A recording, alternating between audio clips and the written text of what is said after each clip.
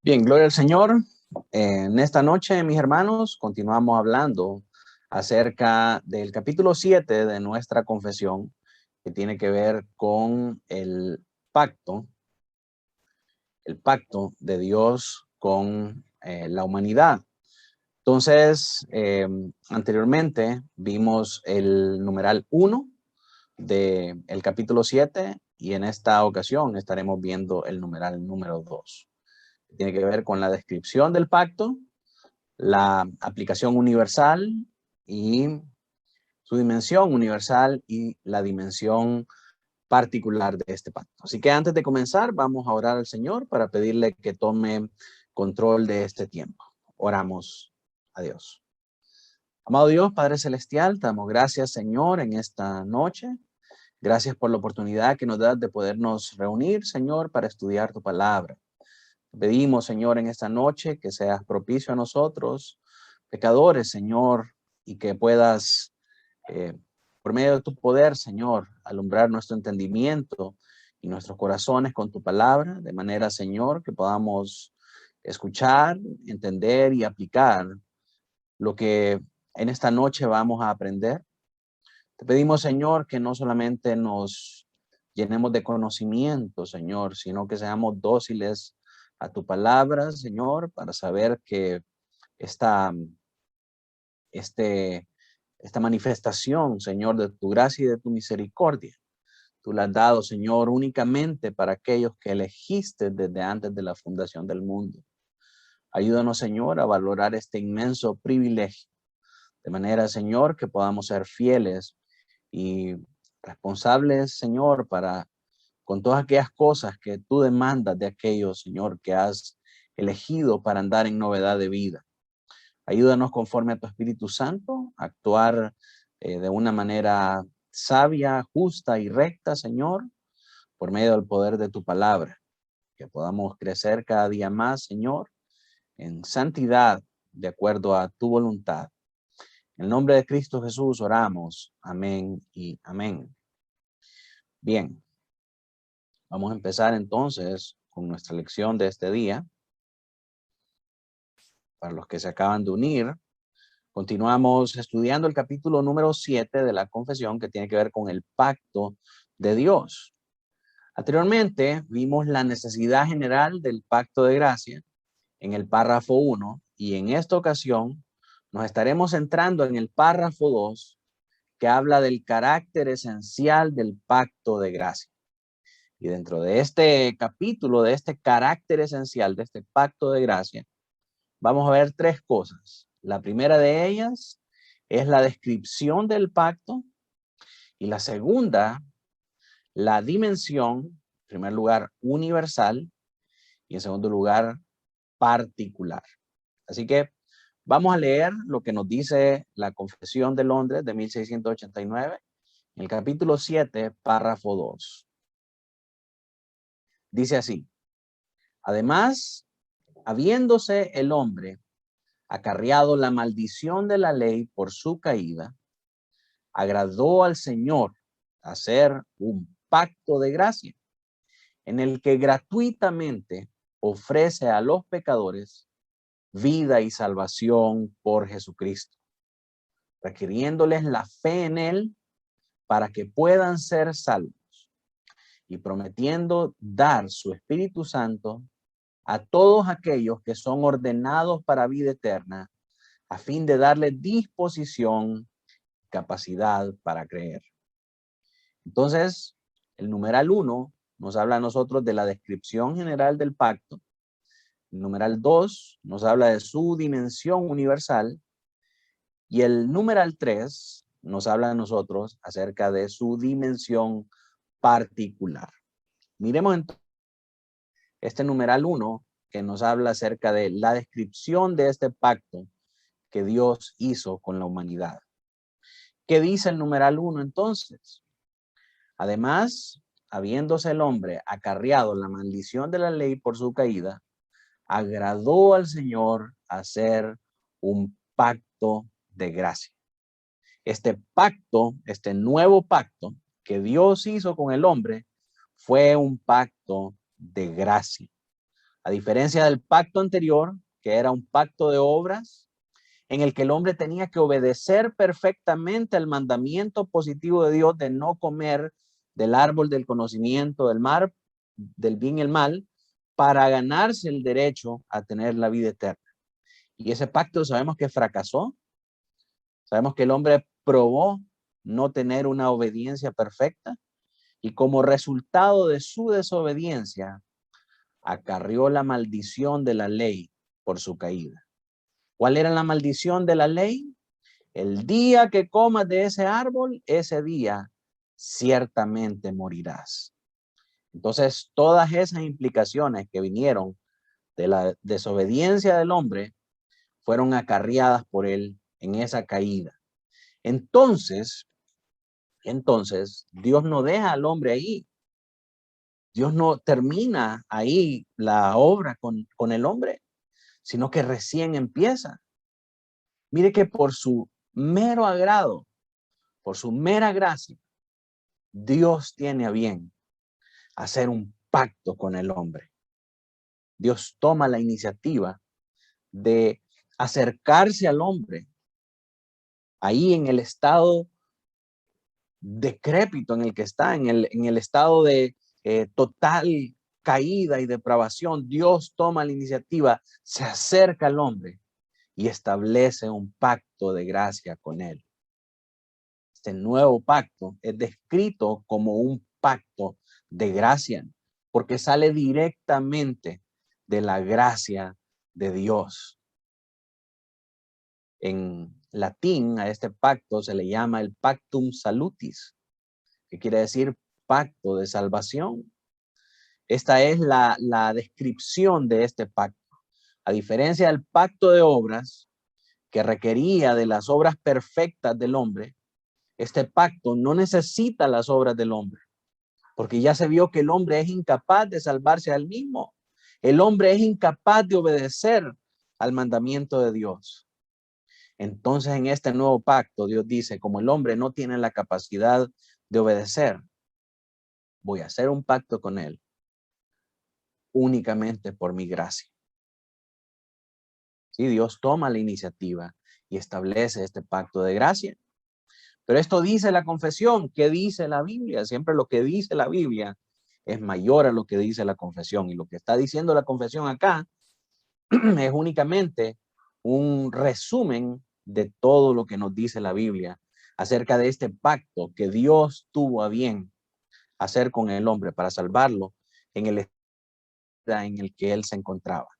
Entonces miremos qué dice la Biblia acerca de este pacto de gracia. En primer lugar, este pacto de gracia se encuentra en Génesis 3:15. Recuérdense que hablamos anteriormente en forma de semilla. La primera vez que Dios manifiesta a la humanidad este nuevo pacto aparece en Génesis 3:15. Cuando Dios le dice al hombre, y pondré enemistad entre ti y la mujer. Le está diciendo a la serpiente, ¿verdad? Que iba a poner enemistad entre ella, entre la serpiente y la mujer. Y entre la simiente de la serpiente y la simiente de la mujer. Esta te herirá en la cabeza y tú le herirás en el calcañar. Entonces, Génesis 3:15 es un verso muy importante para entender este pacto, porque aquí se presenta por primera vez este pacto y se sabe que el Salvador que Dios va a enviar a cumplir con esa obediencia perfecta con la que Adán no pudo cumplir, descenderá de la simiente de la mujer. Sí, recuerden entonces que aquí se presenta en forma de semilla, por lo tanto no se saben muchos detalles acerca de quién es aquel que traería esa salvación. Y por los siguientes anales de la historia de salvación, comienza a desenvolverse de una manera progresiva todo este plan de salvación que Dios viene haciendo. Pero se revela primeramente en Génesis 3:15 en forma de semilla. Luego, vemos aquí en el Salmo 110:4 durante pues el tiempo de la sabiduría de Israel, durante el tomo de libros específicamente de sabiduría del canon bíblico, que se habla acerca de esa simiente, y ahora se revela otro aspecto de ese pacto. Dice el Salmo 110:4, juró Jehová y no se arrepentirá, tú eres sacerdote para siempre, según el orden de Melquisedec. Y obviamente este es un salmo mesiánico y está hablando acerca de el Señor Jesucristo.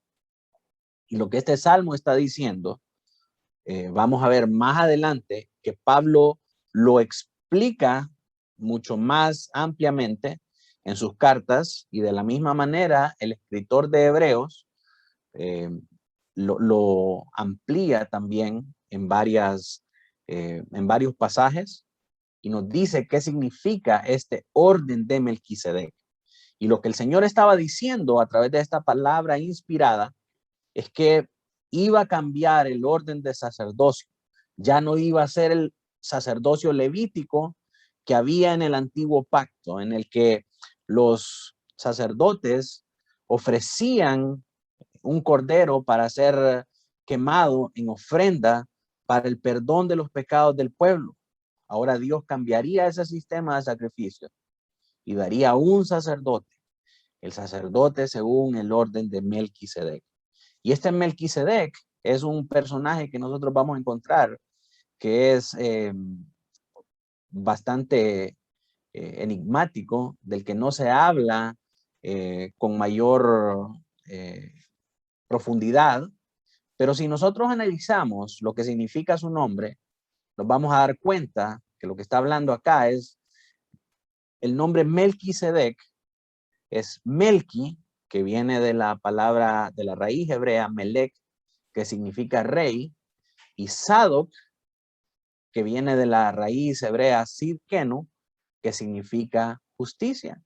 Por lo tanto, Melquisedec es un rey de justicia. Y a lo que hace alusión esto es a un cambio de sacerdocio. Iba a pasar en este nuevo pacto que el Señor iba a hacer con su pueblo, iba a pasar del sacerdocio de las obras de la ley al sacerdocio de la justicia perfecta, que es en el Señor Jesucristo. Luego en Hebreos 7, del 18 al 22, nos dice, porque ciertamente, aquí nos va a ampliar un poco más el escritor de Hebreos acerca de este pacto del que el Señor estaba hablando y de este orden de Melquisedec. Dice, porque ciertamente queda anulado el mandamiento anterior por ser débil e inútil, pues la ley nada hizo perfecto, y se introduce una mejor esperanza mediante la cual nos acercamos a Dios. Y por cuanto no fue sin juramento, pues en verdad ellos llegaron a ser sacerdotes sin juramento. ¿Se dan cuenta lo que está pasando acá? El escritor de Hebreos está diciendo que ese mandamiento anterior era débil y era inútil, pero entonces ahora va a traer uno nuevo, y va a traer un sacerdote nuevo, porque estos sacerdotes eran incapaces de hacer algo por el pueblo del Señor, lograr la salvación. Dice el verso 21, pues en verdad ellos llegaron a ser sacerdotes sin juramento, pero él, por un juramento del que le dijo, el Señor ha jurado y no cambiará, tú eres sacerdote para siempre. Por eso Jesús ha venido a ser fiador de un mejor pacto. ¿Sí?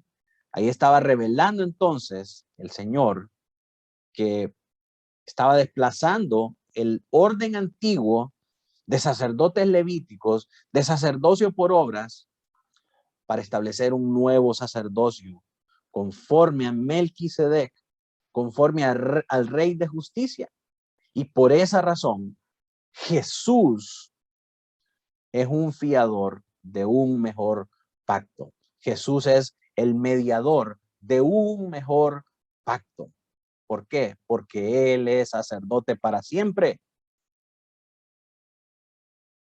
Entonces, este verso de Hebreos nos amplifica muchísimo acerca de este orden sacerdotal y se ratifica nuevamente en Hebreos 10, el 12 al 18. Hermano Noé, si me ayuda a leer ahí, por favor. Hebreos 10, verso 12 al 18.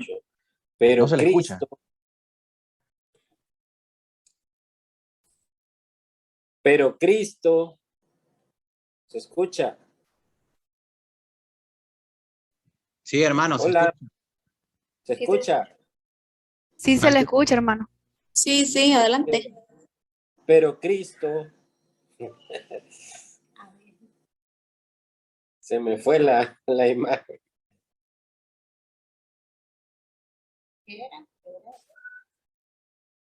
Hermano, ¿ustedes me escuchan? Sí, sí. Sí, pastor. Yo no los escucho. Pero la imagen de la pantalla, se cayó el sistema, como en las elecciones. Con mi computadora. Sí, escuchamos. Sí, el texto se fue. Hebreos 10. Hebreos 10, 12 al 18. Hebreos 10.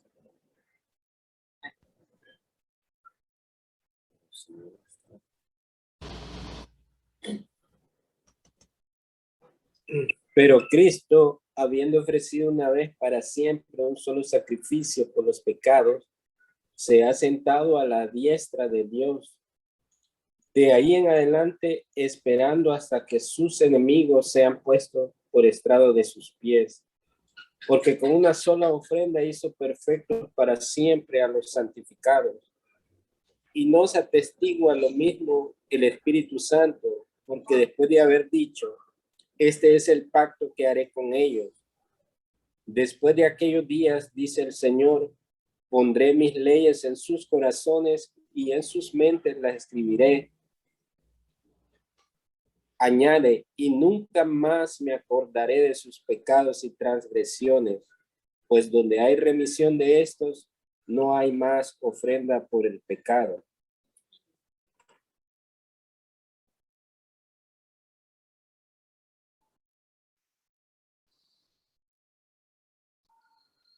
Permítanme, hermanos.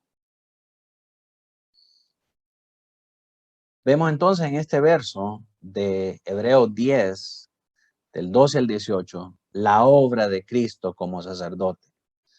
Los sacerdotes antiguamente tenían que estar ofreciendo una y otra vez sacrificio por los pecados del pueblo, pero Cristo, dice el escritor de Hebreos, habiendo ofrecido una vez para siempre un solo sacrificio por los pecados, se ha sentado a la diestra de Dios. Y el Señor logró lo que el antiguo sacerdocio no podía. Logró poner bajo sus pies el poder del pecado y eliminarlo de una vez y para siempre. Entonces, una sola ofrenda hizo perfectos para siempre a los santificados. Esta es la ventaja de este sacrificio al margen de este nuevo pacto. En este nuevo pacto, el mediador, el sacerdote que ofrece el sacrificio para la remisión de los pecados, es Cristo Jesús. Y su sacrificio es suficiente y es perfecto. Dice el verso 15, nos atestigua lo mismo el Espíritu Santo. Después de haber dicho, este es el pacto que haré con ellos después de aquellos días, dice el Señor.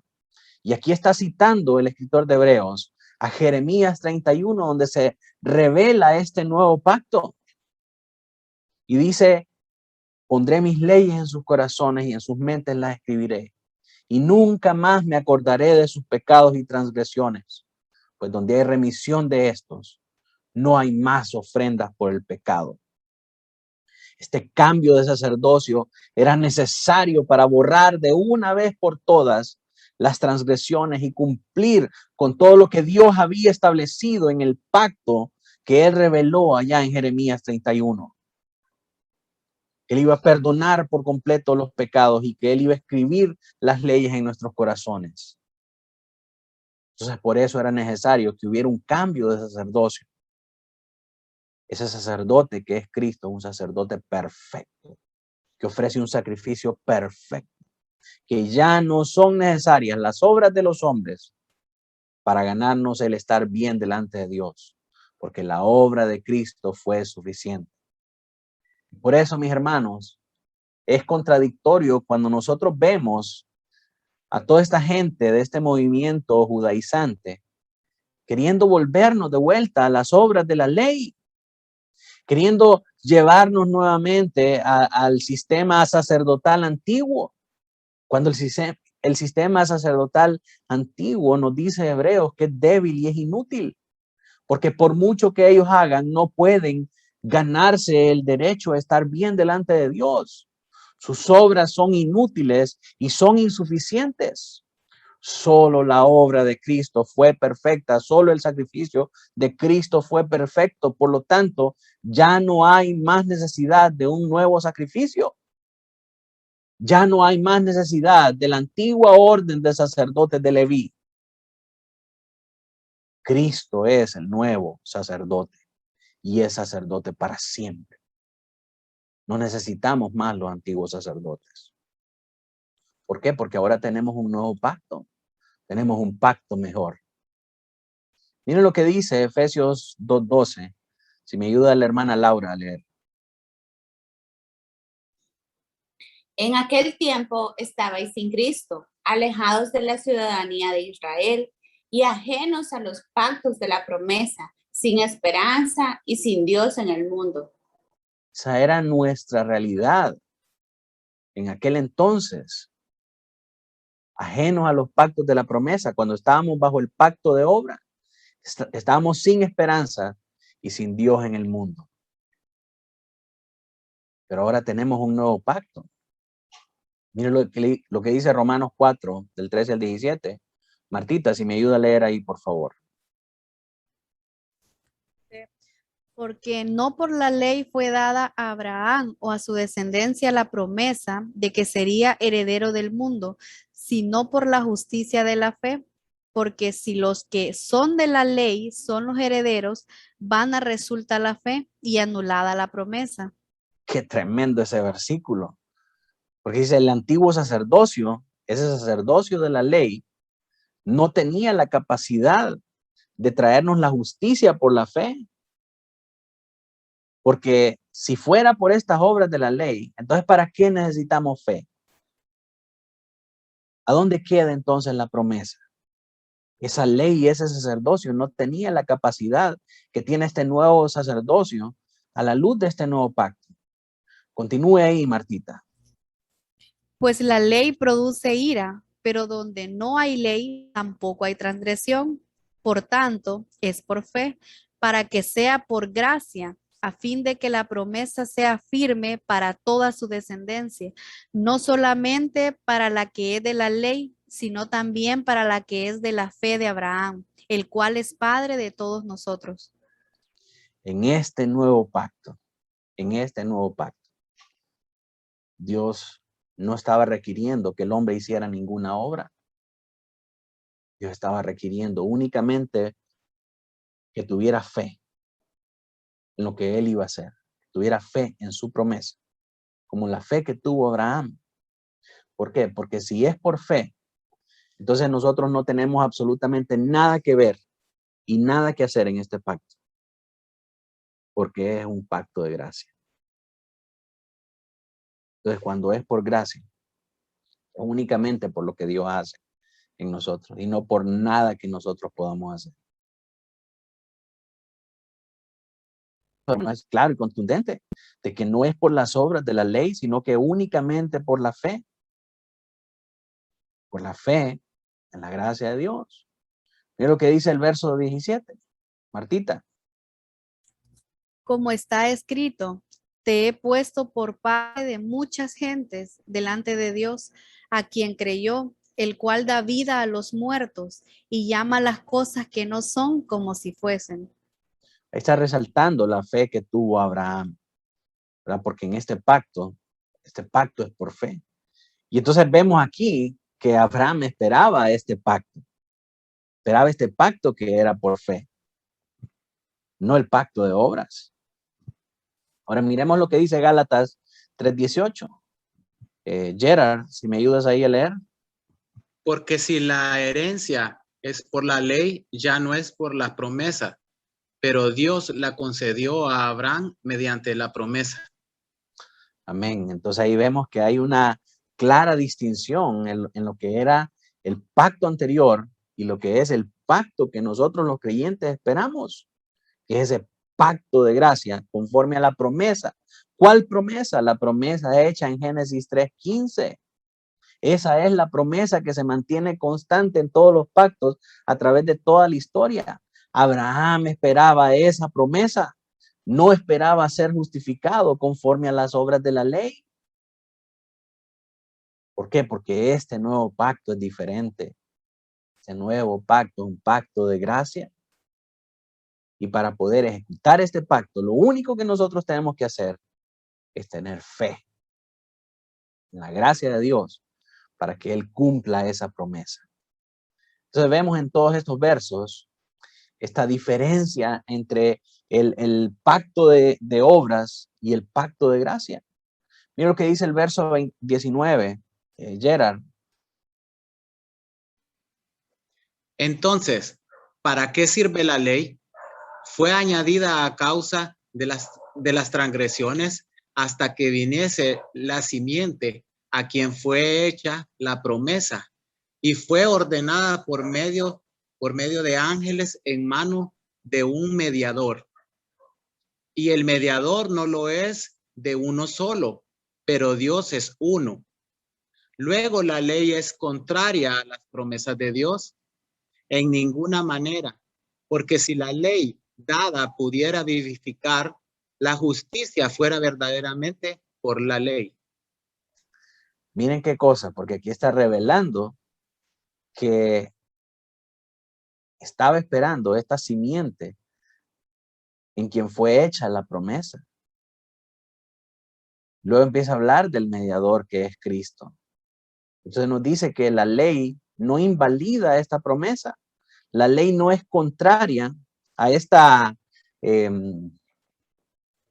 a este pacto, sino que la ley era necesaria para poder vivificar. La ley es el escenario, es el andamiaje sobre cual se ejecuta este pacto de gracia.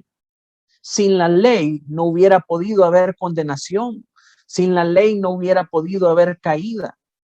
Entonces, ¿qué iba a salvar Dios si todo lo que había creado no había experimentado esa caída?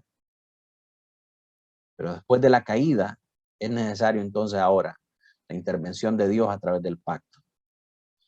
Es el verso 22. Gerard. Mas la escritura lo encerró todo bajo pecado, para que la promesa que es por la fe en Jesucristo fuese dada a los creyentes. Amén. Eso es lo que está ratificando acá, que el pecado era necesario para que viniera la salvación. Y entonces la ley lo que hace es mostrarnos a nosotros cuán pecadores somos, para que ahora podamos entender que somos incapaces de alcanzar la salvación. ¿Cuál es la única manera por la que nosotros podemos alcanzar la salvación? ¿Es acaso por la ley? No, la ley nos demuestra que somos inútiles, que no podemos alcanzarla. Entonces, ¿cómo podemos ser salvos? Solamente por gracia,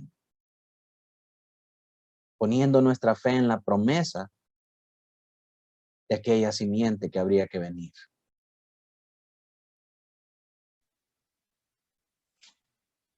Henry, ¿me ayudas a leer Hebreos 9:15?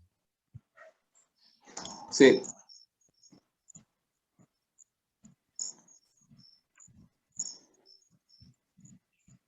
Así que por eso es mediador de un nuevo pacto, para que interviniendo muerte para la remisión de las transgresiones que había bajo el primer pacto, los llamados reciban la promesa de la herencia eterna.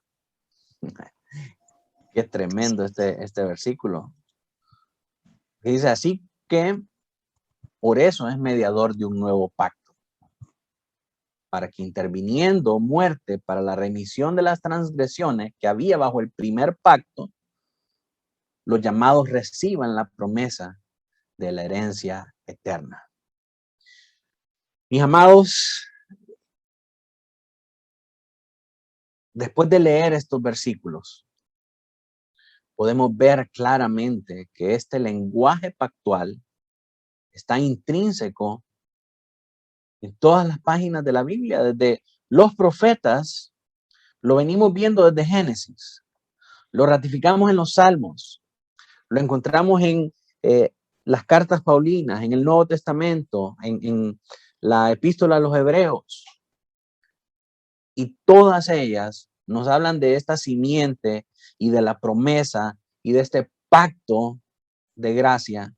Y aquí nos presenta también estos dos pactos, un pacto antiguo y un nuevo pacto.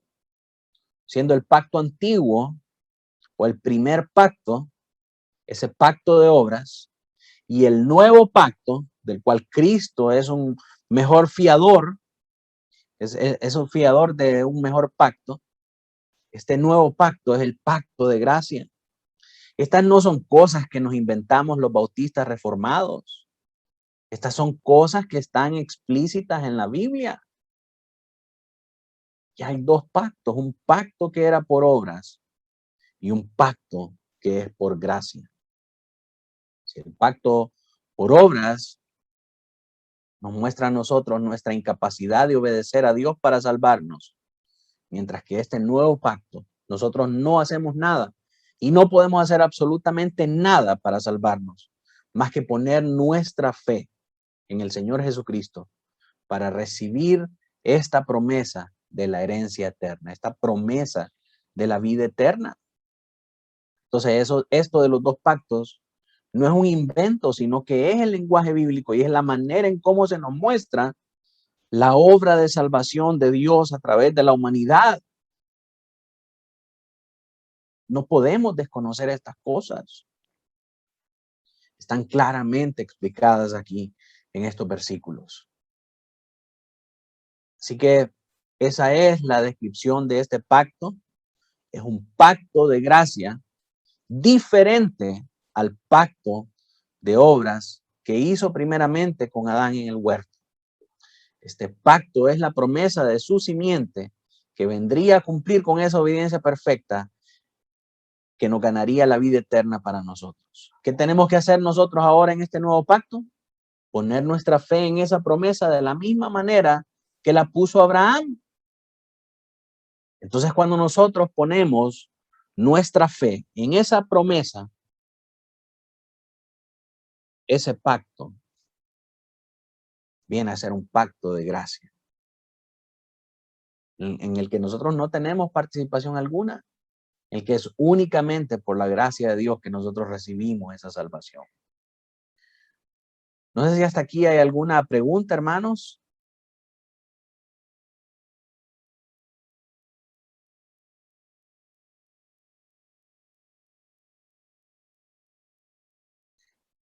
¿Todo claro o no se entiende nada? No, todo claro. Tal vez puede explicar la parte de la relación entre la ley y el evangelio. No sé si se puede ahí esa parte. Yo sé que está hablando más de la parte entre los pactos, pero el asunto de la gente rechaza el viejo pacto o la ley en sí como que ya no es necesaria, solo la parte de la gracia. Entonces, en esa parte tal vez. Sí, esto no quiere decir, por supuesto, la existencia de un nuevo pacto. No quiere decir que la ley quedó obsoleta y que la ley ya está abolida. O sea, la ley sigue teniendo una trascendencia en este nuevo pacto, porque la ley es necesaria para hacernos ver a nosotros que somos pecadores y que somos transgresores. Lo que ya no está vigente es el sistema de sacrificios, el sistema de sacerdocio que esta ley exigía. como por ejemplo el sacerdocio de Levítico, que traían un animalito una vez al año para ser sacrificado por los pecados del pueblo, y de esa manera el pueblo tenía remisión de los pecados, ¿verdad? Pero esos sacrificios resultaban ser insuficientes y tenían que estarse renovando cada año para que el pecado de esta gente pudiera ser cubierto. En este nuevo pacto, la ley está presente, pero ya no existe ese sacerdocio, porque Dios ha dado un mejor sacerdote capaz de ofrecer un único sacrificio para el perdón de todos nuestros pecados, pasados, presentes y futuros. Entonces, ese sacerdote es Cristo Jesús, el Melquisedec, el Rey de Justicia. Y entonces ya no es por la obra de los sacerdotes, de acuerdo a lo que la ley requería, sino que ahora es por la obra de justicia de ese nuevo sacerdote, de ese Melquisedec, que por medio de su justicia, por medio de su obediencia perfecta, nosotros ahora tenemos de esa justicia para perdón de nuestros pecados y para ser presentados justos delante de Dios. Entonces, la ley sigue vigente. La ley es la misma, porque la ley es la que nos condena a nosotros como pecadores. Sin esa ley, si esa ley no estuviera, entonces, ¿qué necesidad tenemos de salvación? Ya todos estamos justificados. La ley sigue estando ahí. La ley nos sigue acusando. Pero ahora, en vez de recurrir a un sacrificio animal, recurrimos al sacrificio de Cristo para recibirse su gracia y para recibir su perdón. La diferencia del antiguo pacto es que la ley estaba escrita en tablas, pero en este nuevo pacto vamos a ver, la ley está escrita en nuestros corazones. Amén.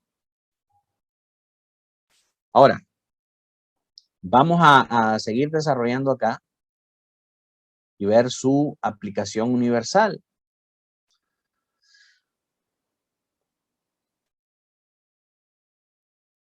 Dice el numeral 2, en el que gratuitamente ofrece a los pecadores vida y salvación por Jesucristo, requiriéndoles la fe en Él para que puedan ser salvos. En este nuevo pacto, que es un pacto de gracia, ¿qué ofrece Dios? Ofrece gratuitamente vida y salvación a los pecadores por medio de Jesucristo. ¿Qué requiere Él entonces de estos pecadores?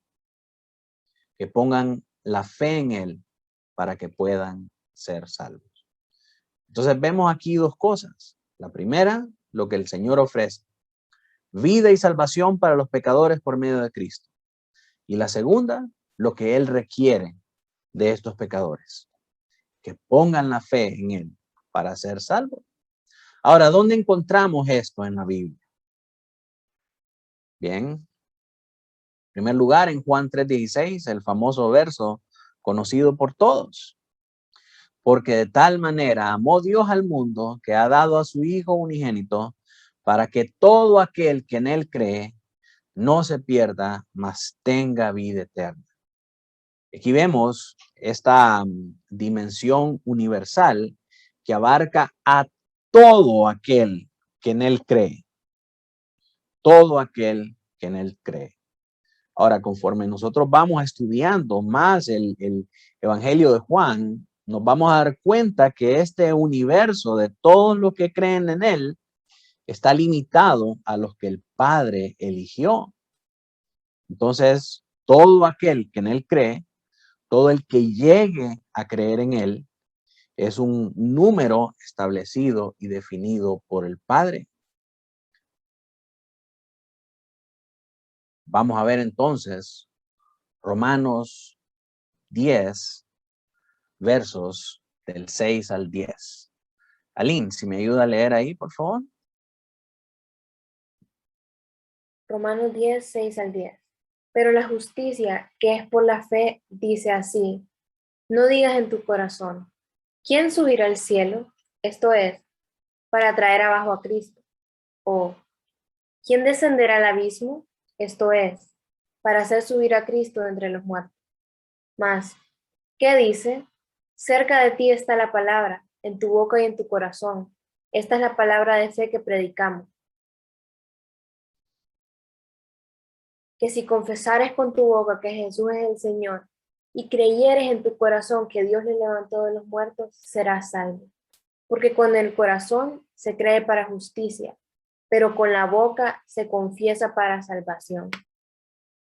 Ajá, entonces usted me está diciendo de que hay que hacer una oración y confesar que Cristo es el Señor para poder ser salvo. Este es el verso favorito de todos los que promueven esta oración del pecador y hacer una confesión pública de fe para poder recibir al Señor y para poder creer al Señor, ¿verdad? Le dicen que si confesares con tu boca que Jesús es el Señor y creyeres en tu corazón que Dios le levantó entre los muertos, serás salvo. Entonces, ¿qué tienes que hacer para ser salvo? Decir, creo que Jesús es el Señor. Y ahora creerlo en tu corazón. Y entonces tú eres salvo. Así de fácil. Y estas personas realmente lo que hacen es sacar este verso totalmente fuera de contexto. ¿Por qué razón? Porque nosotros no podemos decir que cualquier persona que diga, yo creo que Jesús es el Señor, cualquier persona que diga eso, no es salvo. ¿Por qué razón? Porque Santiago 2:19 nos dice que hasta los demonios creen en él y tiemblan. Entonces hasta un demonio puede decir que Jesús es el Señor. ¿Recuerdan al endemoniado gadareno? Ellos reconocieron que Jesús era el Cristo. ¿Verdad? Los demonios creen eso. Y entonces, ¿qué? Si un demonio dice que Jesús es el Señor, ¿ese demonio puede ser salvo también? De ninguna manera. Entonces no solamente es por decir creo en el Señor y hacer una oración y ya sos salvo. Este verso no puede ser sacado de su contexto. Tenemos que leerlo completamente porque en el verso 14 nos dice cuál es el medio por el cual las personas vienen a la fe, cuál es el medio por el cual las personas pueden recibir el evangelio, pueden creer en el Señor Jesucristo y pueden ser salvos. Romanos 10:14 nos habla acerca de la predicación del evangelio, que por medio de la predicación del evangelio y el oír en fe, es que una persona puede venir al conocimiento de la salvación. Pero entonces, ¿a qué se refiere aquí a que confesares con tu boca? Eso es hacer una profesión creíble de fe, ¿verdad? Que esa persona conozca y sepa qué es el evangelio, que puede explicar qué es el evangelio, puede explicar cómo Dios salva a los pecadores, porque escuchó de manera audible la predicación y hubo alguien que le abrió la palabra para que el Espíritu Santo pudiera obrar en él el nuevo nacimiento. Así que una persona, evidentemente, que ha nacido de nuevo, que ha puesto su fe en el Señor Jesucristo, que ha sido guiada al arrepentimiento, puede dar una profesión creíble de fe. Pero esto no se refiere al hecho simple de decir, yo creo que Jesús es el Señor, sino que es algo más profundo. Como les digo, se refiere a hacer una profesión creíble de fe. Y algunos versos más adelante, quiero verlos nuevamente. Dice, cerca de ti está la palabra, en tu boca y en tu corazón. Esta palabra acá se refiere a la escritura. Esta es la palabra de fe que predicamos. Está hablando de la escritura. Entonces, esta palabra predicada que está en tu mente y en tu corazón te va a llevar a tener una profesión creíble de fe para confesar por medio de tu boca que Jesús es el Señor y creer en tu corazón que Dios le levantó de los muertos. Entonces no es una simple acción de decir creo en el Señor, porque hasta los demonios creen y tiemblan, sino que es tener un testimonio creíble de la obra de Dios en la salvación de tu vida. Leemos entonces Gálatas 3:11. Helen, si me ayuda a leer. Sí, Gálatas 3. Y que por la ley ninguno se justifica para con Dios. Es evidente, porque el justo por la fe vivirá. Amén. Nadie es justificado por cumplir con la ley, porque la ley no tiene la capacidad de justificar a nadie. Así que si alguien piensa que es salvo porque es bueno, porque es obediente, porque cumple con todos los mandamientos, ninguno se justifica para con Dios por medio de la ley. ¿De qué manera puede ser una persona justificada? No por la ley, sino que por la fe, por tener fe en Cristo. Y esto nuevamente no es una cuestión de decir solamente yo tengo fe, sino que como vimos cuando estudiábamos la doctrina de la gracia, esta acción de tener fe, esta acción de recibirlo, es la palabra en griego, pistis, que se refiere, ¿verdad?, a que todo en tu vida manifieste que realmente tu vida está dirigida y está enfocada en servirlo y en reflejar a Cristo en ti. Poner la fe en Jesús es vivir para Él. Hermano, Noé dice también el contexto de la carta en la persecución del Imperio Romano. Afirmar o declarar esto es ser perseguido por causa de su fe, aparte de que era una manera de saber quién era en verdad un creyente. Sí, en aquel tiempo habían restricciones, ¿verdad? Si alguien decía que era cristiano, de plano lo mataban. Entonces el que se atrevía a decir que era cristiano y que creía que Jesús era el Señor, ese era verdaderamente un discípulo del Señor, aunque estuviera en riesgo de muerte. Muchas gracias, hermano Noé, por la aportación. Entonces, esto requiere el Señor de nosotros en este nuevo pacto. Así que, finalmente, vamos a ver su dimensión particular, la dimensión particular del pacto. Dice que Él promete dar su Espíritu Santo a todos aquellos que son ordenados para vida eterna, a fin de darle disposición y la capacidad de creer. Así que, ¿quiénes pueden creer? Aquellos que Dios eligió para vida eterna. Vemos esto en Ezequiel 36:26. Este es otro verso en el que se revela el nuevo pacto. Dice Ezequiel 36:26. Lucas, si me ayudas a leer. Os daré corazón nuevo y pondré espíritu nuevo dentro de vosotros, y quitaré de vuestra carne el corazón de piedra, y os daré un corazón de carne. Y pondré dentro de vosotros mi espíritu, y haré que andéis en mis estatutos, igual guardéis mis preceptos y los pongáis por obra. Amén. Entonces, ¿quiénes son los que pueden creer? Aquellos a los que Dios les da un corazón nuevo, aquellos en los que pone su espíritu dentro de ellos, que les cambie el corazón de carne, el corazón de piedra, por un corazón de carne. A estos Él los hace andar en sus estatutos, y los hace guardar sus preceptos, y que los puedan poner por obra.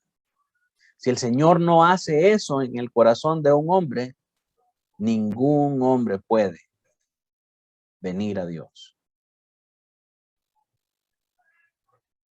Luego en Juan 6, del 44 al 45, si me ayuda Lurbin por ahí a leer. Sí. Ninguno puede venir a mí si el Padre que me envió no le trajere, y yo le resucitaré en el día postrero.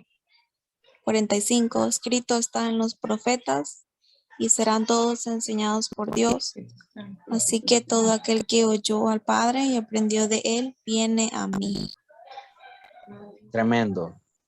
Es uno de los versos más mencionados, ¿verdad? Cuando estuvimos estudiando las doctrinas de la gracia. Dice el Señor Jesús, ninguno puede venir a mí si el Padre que me envió no le trajere. Esto quiere decir, ningún hombre puede venir y obedecer a Cristo si no fuera elegido por el Padre y traído por Él para obedecer. Y refrenda esta afirmación diciendo, está escrito en los profetas, todos serán enseñados por Dios. ¿Cuándo dijo eso Dios? ¿Cuándo dijo que todos serían enseñados?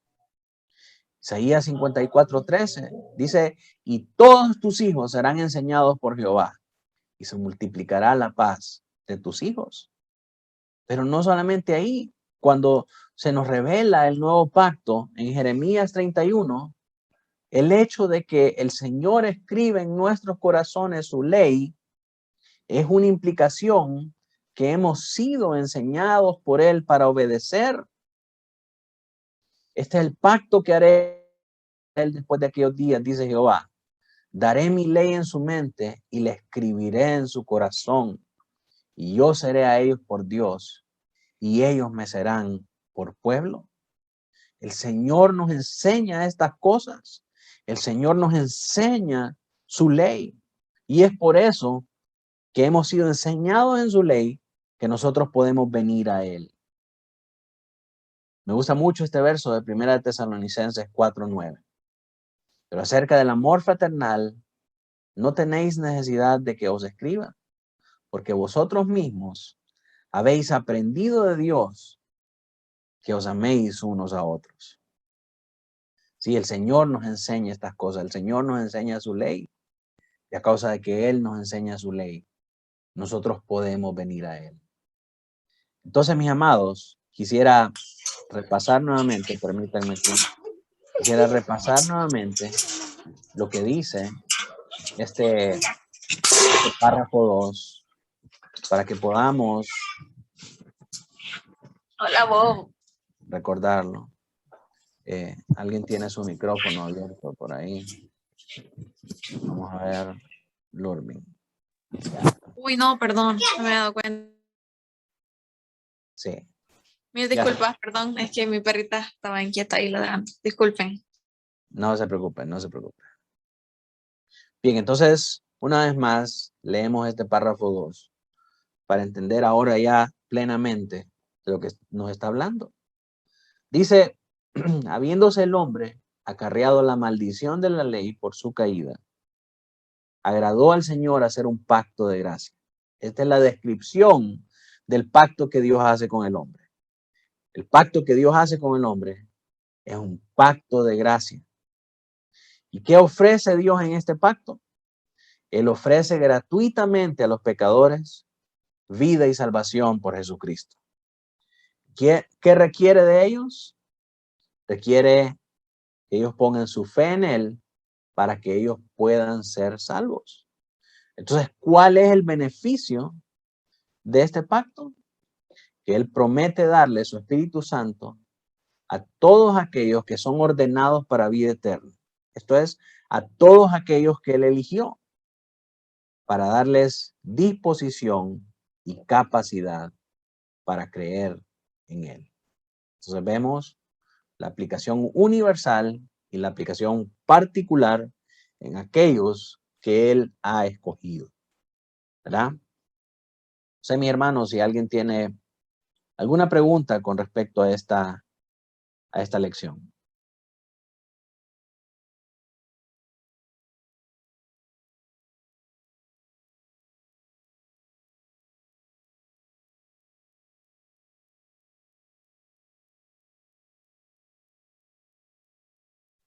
Hermano, buenas Sí, noches. hermana, buenas Más noches.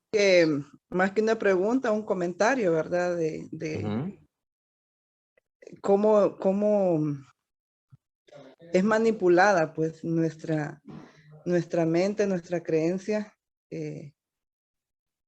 aún en las iglesias evangélicas, ¿verdad? ujú, Porque por muchos años, inclusive, fui adoctrinada, por decirlo así, en el sentido de que si yo no estaba haciendo ciertas cosas o recibiendo ciertas manifestaciones divinas, entre comillas, entonces yo no estaba teniendo la relación que debía tener con el Señor. Y ujú, eso realmente era algo, bueno, era una carga muy pesada, ¿verdad? Para mí en lo personal, porque el hecho de no tener de repente una vida próspera económicamente o, o no poder hablar en lenguas ujú, o cuestiones así, ¿verdad? Inclusive cargas como si usted no tiene para el uniforme, es que usted no tiene la fe suficiente, entonces usted no quiere ujú, agradar a Dios. Y tantas cargas que le van poniendo a uno que yo ahora puedo entender que son obras humanas que no tienen nada pues de validez ni beneficio para uno. Entonces, qué importante poder saber esto de que realmente es solo por obra y gracia de nuestro Dios, ¿verdad? Y solo basta realmente para los escogidos poner nuestra mirada en Él, poner nuestra fe en Él. amén. Solo eso, hermano. Amén. Excelente, hermana. Muchas gracias por su comentario. Definitivamente, ¿cuál es la implicación de todo esto que estamos viendo para nosotros? De que muchas veces los evangélicos critican a los católicos y dicen, los católicos enseñan que nosotros somos salvos por fe, pero la gran reforma protestante nos enseñó, perdón, ellos enseñan que los católicos son salvos por medio de las obras y que sus obras, sus buenas obras, le van a dar la salvación. Pero la reforma protestante nos enseñó que la salvación es solamente por la fe. Pero en ese entendimiento de la salvación por fe, aún los evangélicos continúan enseñando salvación por obras. ¿Por qué razón? Porque usted tiene que arrepentirse para ser salvo. Si yo tengo que arrepentirme para ser salvo, entonces yo estoy diciendo que mi salvación es por mis obras, es por mi arrepentimiento. Y no es así. Eso es salvación por obras también. Lo único que yo tengo que hacer es creer, poner mi fe en Él y rogarle al Padre que me dé un nuevo nacimiento. Si el Padre me da un nuevo nacimiento, entonces yo me voy a poder arrepentir de mis pecados y poner mi fe en Él. ¿Verdad? Pero es una obra, el nuevo nacimiento es una obra netamente espiritual en la que nosotros no tenemos que hacer nada. Como usted dice, la gente, aún los evangélicos modernos, siguen poniendo requisitos por obras para ser salvos. Que venga al frente, que levante su mano, que diga esta oración, que haga el arrepentimiento, que hable en lenguas, que haga esto. Y todo eso son pasos adicionales para la salvación. Cuando realmente la Biblia nos dice que es únicamente por fe, porque es por gracia, es un regalo de Dios. Entonces tenemos que tener mucho cuidado en la manera en cómo nosotros también traemos a otros hacia el conocimiento de la salvación. Dejarles saber que la obra del nuevo nacimiento es únicamente un regalo exclusivo del Padre, que Él se la dio a aquellos que Él eligió. Yo no puedo saber si usted es elegido o no. Lo único que yo puedo hacer es rogar al Padre que tenga misericordia de usted y que le conceda en su gracia poder nacer de nuevo. Si el Espíritu Santo hace eso en el corazón de un hombre y lo trae al arrepentimiento, entonces ese hombre ha nacido de nuevo. Y mis hermanos, nos vamos a encontrar en el camino del Señor personas que entienden bien estos conceptos y que se los pueden decir. Y si usted le pregunta, ¿cómo puede ser un hombre salvo? Ya le recitan que el hombre puede ser salvo por medio del conocimiento del Evangelio. ¿Y qué es la salvación? La salvación es cuando uno nace de nuevo. ¿Y qué es el Evangelio? El Evangelio es Cristo murió por nuestros pecados y Jesús le levantó de la muerte. Y se lo saben al dedillo, pero que no han nacido de nuevo. ¿Por qué? Porque el nuevo nacimiento es una obra exclusiva del Espíritu Santo.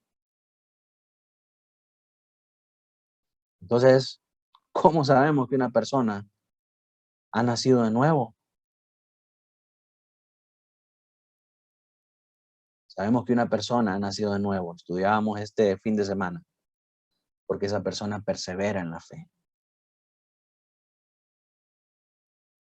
Preguntan acá, para nacer de nuevo, ¿hay que arrepentirse de nuestros pecados? No, para nacer de nuevo hay que rogarle al Señor que Él nos dé ese nuevo nacimiento, que Él haga la obra en nosotros, que Él cambie ese corazón de piedra y que nos dé un corazón de carne. Y entonces, cuando Él hace eso en nosotros, nosotros nos podemos arrepentir. Porque lo que sucede es que, digamos que un hombre cayó en adulterio. Entonces fue descubierto y se hizo el gran escándalo de que aquel cayó en adulterio y ahora está arrepentido de todas las cosas, pero realmente está arrepentido de sus pecados o está arrepentido de que lo cacharon. ¿Cómo sabemos que ese es un arrepentimiento verdadero? Si lo que tiene es miedo a no perder su familia, a no perder su esposa y entonces ahora quiere hacer las cosas bien. Ese hombre puede manifestar un arrepentimiento público, puede llorar y puede cambiar, pero solo va a ser por un tiempo, solo va a ser por una temporada. Cuando el Señor hace la obra en su corazón, el Señor cambia completamente la naturaleza de ese hombre para aborrecer las obras que antes hacía. Y su vida nueva está caracterizada por obras de justicia, por buscar únicamente las cosas que tienen que ver con el Señor.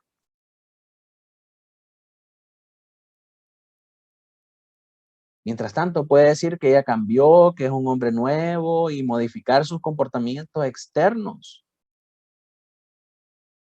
Pero vamos a saber que verdaderamente Dios ha hecho la obra en él porque es una nueva criatura. Un ser completamente diferente. Como muchos de los personajes que nosotros leemos en la Biblia, que cuando tuvieron una experiencia con el Señor Jesucristo, cambiaron completamente. El endemoniado Gadareno, después de su encuentro con el Señor, ya no era más aquella persona poseída por los demonios, impulsada por ellos y arrastrada a hacer todas esas cosas que él estaba haciendo. La mujer adúltera, la samaritana con sus 5 maridos, Zaqueo que antes robaba, ya no robaba más. Incluso los discípulos, Mateo, que era un publicano, dejándolo todo, siguió al Señor. La nueva vida en Cristo demanda un cambio radical de naturaleza. Y no solamente la modificación de comportamientos externos. Usted puede modificar comportamientos externos. Un alcohólico puede dejar de beber y se mete a Alcohólicos Anónimos. Pero eso no significa que ha sido salvo. Un adúltero puede dejar de adulterar, pero eso no significa que es salvo. Sí, para ser salvo, Tiene que llegar al punto en que aborrece eso en su corazón. Y el Señor lo cambia totalmente. De una manera que ya no quiere saber nada más de eso.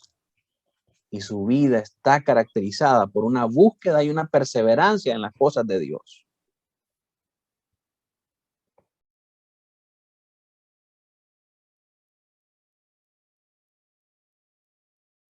Amén, mis hermanos.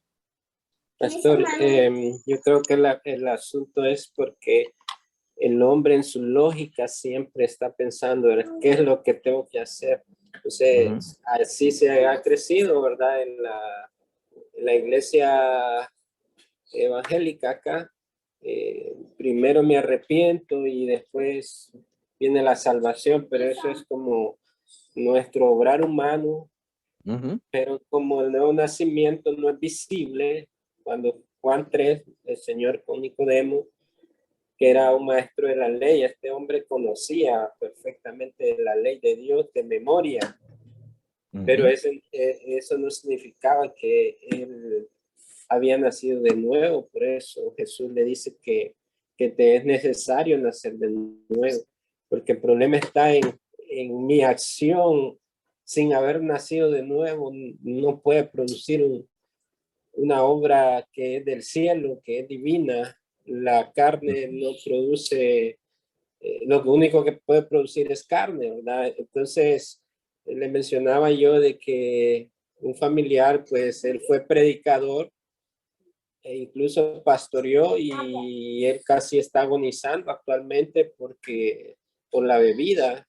Entonces la gente dice cómo aquella persona que antes fue predicador, incluso pastor, acaba en esa condición, pero la razón es que hubo un proceder humano, no un nuevo nacimiento, donde el nuevo nacimiento es completo, es para siempre, es la gran diferencia. Y otro asunto, pastor, es que cuando las personas escuchan la palabra elección de Dios o elegidos de Dios, piensan en un grupo pequeño. Digamos, los testigos de Jehová afirman que serán salvos 144,000 que se hablan en Apocalipsis. Es similar, puede pensar la mente que no conoce a profundidad la doctrina de la elección, que es un grupo pequeño que son elegidos de Dios, pero en Apocalipsis 7 nos habla de que hay una gran multitud vestidos de ropas blancas, que son los que fueron redimidos por el Cordero, de la cual dice nadie podía contar. O sea, es una gran cantidad de personas que el Señor ha salvado en el pasado, presente, y lo que será en el futuro. Entonces la elección no es un grupo reducido como piensan los testigos de Jehová o así de una manera mental, sino que el Señor dice que todo aquel a quien a mí viene no le echo fuera. Y o sea, el asunto no es intelectual, pues, es un obrar de Dios antes, pero que hay muchos que están siendo llevados a esa gracia salvadora. Amén, amén, amén, hermano. Y ese ejemplo de Nicodemo es tremendo. Hoy también lo miramos. Recordaba a una hermana acerca de él, y quiero invitarlos a que lo leamos así de una manera rápida. Dice, respondió Jesús y le dijo, no, desde el verso 2, y vino a Jesús de noche y le dijo, Rabí, sabemos que has venido de Dios como maestro, pero nadie puede hacer estas señales que tú haces si no está Dios con él.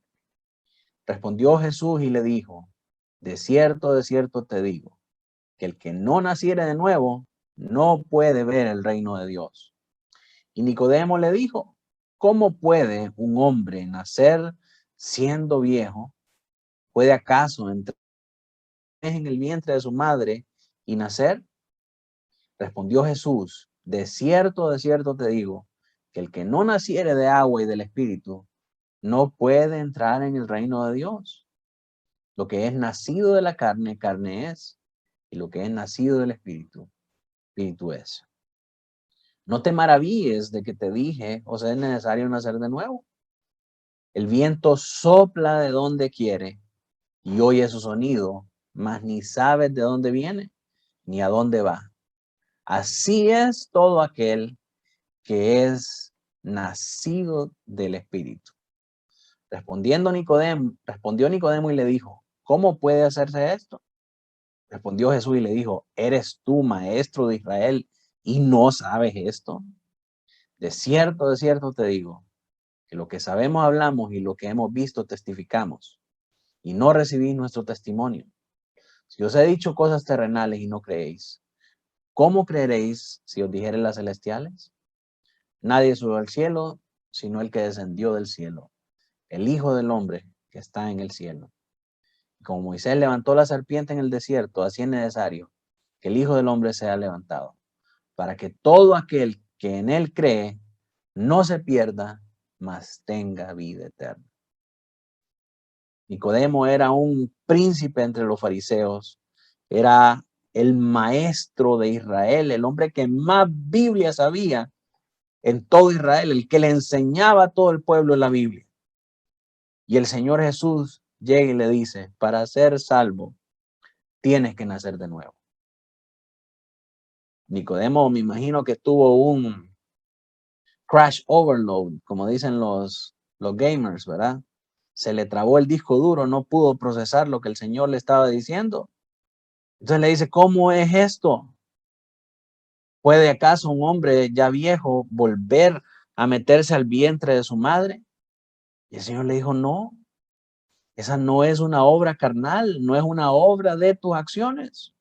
Porque nosotros, como decía el hermano Noé, nos gusta pensar que nosotros tenemos el poder para hacer las cosas. Y ese es la constante en casi todas las religiones del mundo.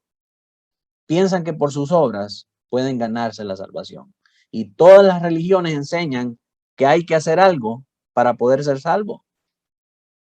Los budistas te llevan a buscar el estado nirvana para poder encontrar la salvación. Los musulmanes te enseñan a seguir el camino de Mahoma para poder encontrar la salvación. Los mayas jugaban a la pelota para poder encontrar la salvación. Y así, todas las religiones del mundo enseñan que los hombres deben hacer algo para apaciguar la ira de Dios y poder ganarse su derecho a entrar a la vida eterna. Solamente en Cristo, solamente en el cristianismo nosotros encontramos que nosotros no podemos hacer nada. Dios es el único que hace todo. Y por eso la gente odia el cristianismo, porque se escapa de sus manos, porque no hay nada que pueden hacer. Entonces, el Señor Jesús le enseña a Nicodemo que ese nuevo nacimiento es una obra espiritual, que así como el viento sopla y no hay nadie que sepa de dónde sale ni a dónde va, así es el que es nacido de nuevo. No podemos saber nosotros quién es nacido de nuevo, porque es una obra espiritual. Es algo que Dios hace en el corazón del hombre. Y pues obviamente se manifiesta después en su comportamiento, en su perseverancia y en su forma de hablar, en su fruto espiritual. Pero no podemos, lo que me refiero es que es algo visible, no es algo visible. Nosotros no podemos ver en el momento en que una persona está naciendo espiritualmente, en la que el Señor está cambiando su corazón. Pero podemos llegar a ver ese cambio en él. Podemos llegar a ver sus frutos. Podemos llegar a ver el resultado. Como todos aquellos que experimentaron ese nuevo nacimiento con Jesús. Zaqueo antes era mentiroso, antes era ladrón. Y ahora ya no roba más. Y devolvió todo lo que había robado. Entonces eso evidencia el nuevo nacimiento en una persona, pero es algo espiritual. Es algo que nosotros no podemos manipular. Por eso nosotros no creemos en los llamados al altar. Venga al frente. Si usted ha sentido que este mensaje es para usted, venga al frente y haga una oración. ¿Por qué? Porque no depende de nosotros. Cuando nosotros vamos a presentar el evangelio a otras personas, nosotros no los obligamos ni los manipulamos a que hagan una oración. Solo presentamos el mensaje y el Espíritu Santo se encarga de obrar en su corazón. Esa persona recibió el mensaje y fue afectada por ese mensaje. Esa persona va a buscar estar en una iglesia bíblica. Va a buscar perseverar. Yo necesito eso. Yo sé que si Dios no hace nada por mí, yo me voy a perder y me voy a ir al infierno. Yo no me quiero ir al infierno. El Espíritu Santo va a despertar su mente y su corazón a esa realidad y va a hacerlo buscar las cosas de Dios. Va a inquietarlo en su corazón y lo va a llevar a querer escuchar más.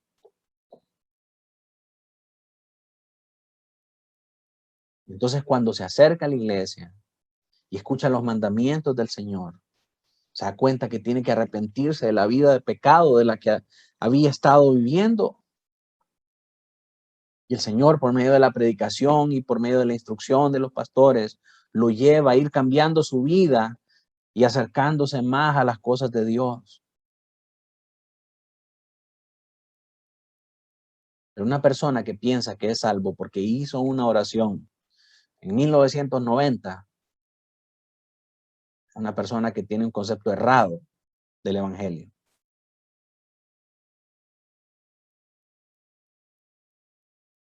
Dios hizo la obra en nosotros. Nosotros no hicimos nada. Y sabemos que Dios hizo la obra porque aquí estamos y estamos perseverando y seguimos perseverando todos los días. Y todos los días salimos a la calle tomando la decisión de poner nuestra fe en Él por encima de todas las cosas que tratan de apartarnos de Él. Y esa es la obra del Espíritu en nosotros, que nosotros podemos ver. El Espíritu nos aparta de las tentaciones, nos aparta del mal, nos guarda del maligno. Esa es la obra espiritual en nuestra vida, hermano. Es algo que se renueva todos los días. El peor engaño en el que nosotros podemos caer es pensar que nosotros somos salvos porque hicimos una oración. Si tú piensas que eres salvo porque hiciste una oración, estás poniendo tu fe en la oración y no en el Señor Jesucristo. Y eso es peligroso. Eso es peligroso porque te llevará a tener un exceso de confianza en tus propias obras. Nuestra fe debe estar siempre en el Señor. Todos los días, hermanos, debemos pedirle al Espíritu Santo que nos ayude a creer en Él, a poner nuestra fe en Él. Y ese perseverar en ese camino va a manifestar hasta el fin de nuestros días aquellos que fueron salvos, aquellos que serán salvos.